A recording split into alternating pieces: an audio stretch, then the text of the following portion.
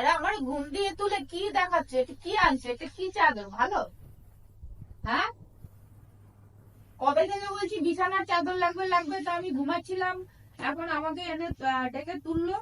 তো ভালোই কাপড়, কিন্তু একটি সুতি কাপড়, বুঝতে পারছি না। হ্যাঁ,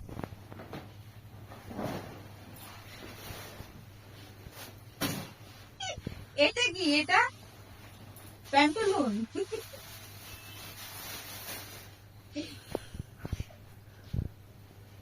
আচ্ছা, এই এইটা দেখি, এইটা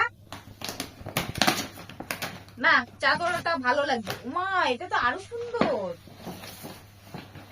বাহ বাহ, খুব সুন্দর। বাহ,